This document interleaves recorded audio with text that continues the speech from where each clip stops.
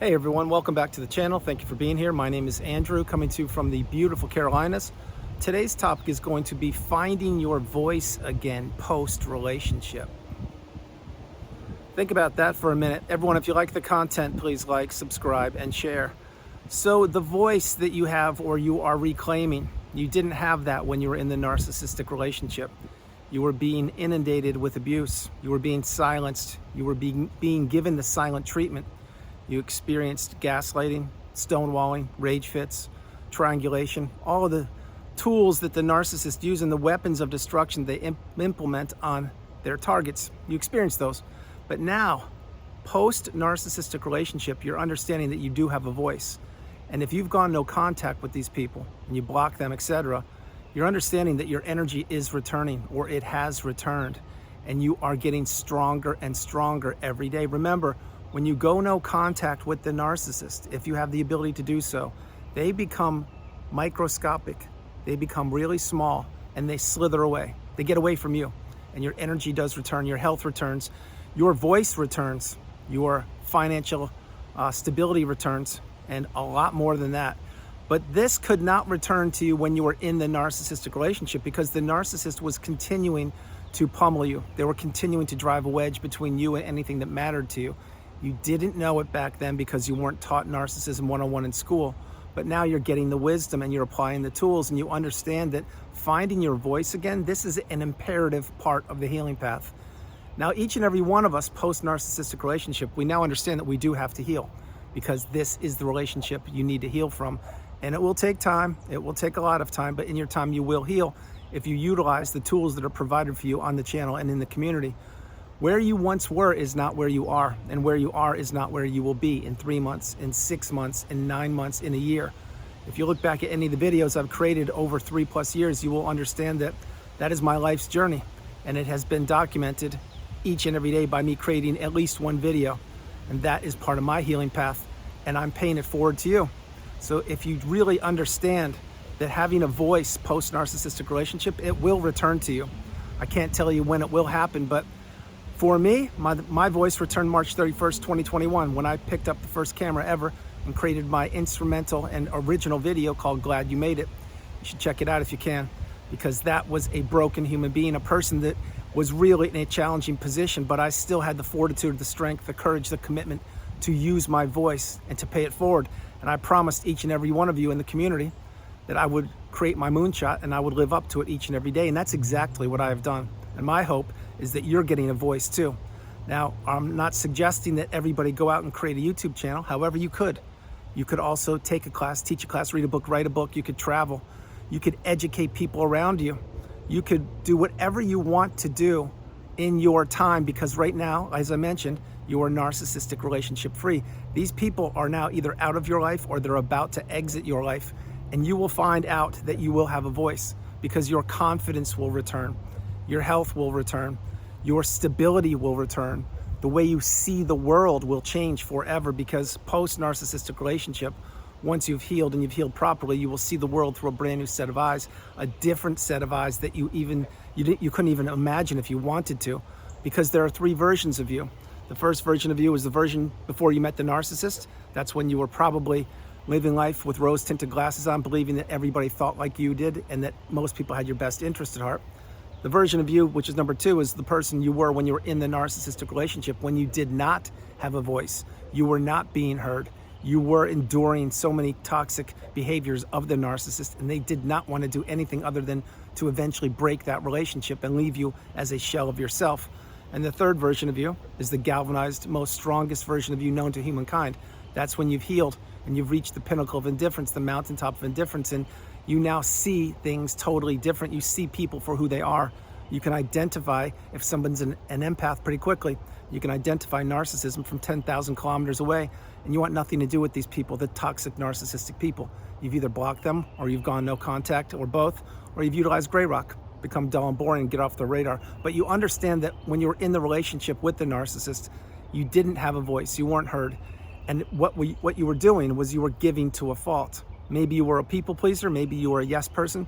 I can assure you, you couldn't say no, the strongest word in the English language. And remember, when you say no to something or someone, you're saying yes to yourself. And that's really important to get that message. But finding your voice again post-relationship, this is a beautiful thing when you first get the message that you don't have the weight of the narcissistic relationship on your shoulders any longer. You're not caring to an infant in a adult body. You're no longer tolerating the poor behaviors of the narcissist. You can now identify what the behaviors are because you've learned the glossary and the definitions in the narcissistic abusive cycle, and you have slowed your life down, and you've processed childhood wounds, you've healed childhood wounds, you've journaled, you've meditated, you've seen a therapist, you've watched videos, you've read, you've done everything you possibly could to heal, and you were patient with yourself, you were stoic, you were calm, you were centered, you were focusing on your healing, and that is what we all must do to get through this. Remember, the narcissistic relationship, you can't go around it. You can't just jump right back out into the dating pool. You can't just put a Band-Aid over it and think you're going to be fine. You have to process so much of that relationship that you went through and how it affected you for a period of time, but it no longer can affect you. At least that's my hope. And that's when the rumination will disappear, and that's when you will be journaling and you'll get more and more light bulb moments about the poor and or strange behaviors that you experienced from the narcissist. That is why post-relationship, when you've really slowed everything down, you understand that you are fortunate to be out of that relationship. You didn't want to be in a toxic relationship like that, but the relationship found you and you entered it unbeknownst to you what was about to happen. If the narcissist gave you that 2-page report, you would not have entered the relationship, meaning if they told you who they were and what they were going to do to you, you wouldn't have entered that. Nobody would have, but that's not what happened. So finding your voice again post-relationship, this is when so many people are beginning to take life by the horns. In other words, they're beginning to travel to all different countries and experience things they couldn't when they were with the narcissist. They're understanding now many of these people are having custody of their own children, and they can now parent the proper way without the narcissist counter-parenting the children. They now understand that they can be who they want to be and be comfortable with who they are because they don't have somebody nagging at them or someone telling them, "You're embarrassing me. Why would you think that way? No one thinks the way you do. There's something wrong with you. Go get help." You're not having someone consistently pepper you with doubt and blame you for their poor behaviors.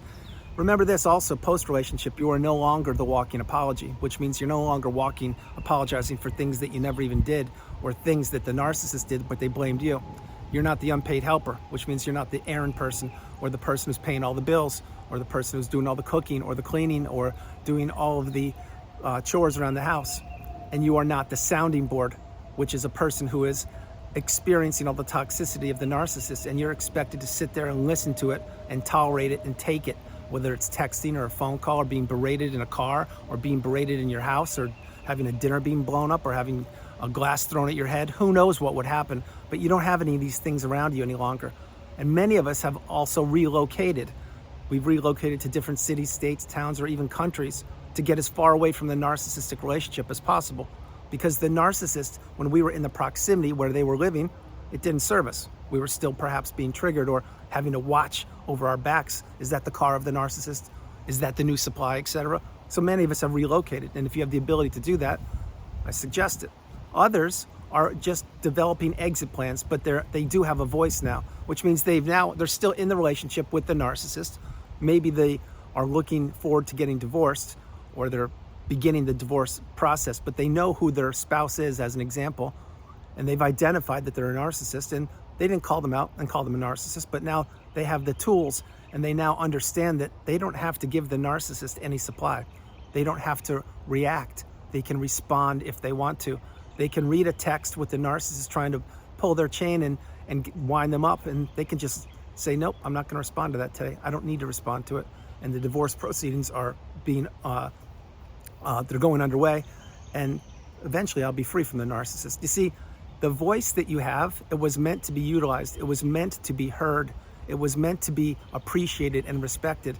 And all those things the narcissist didn't do. They wouldn't do and they can't do. The narcissist is a petulant individual. They're an entitled person.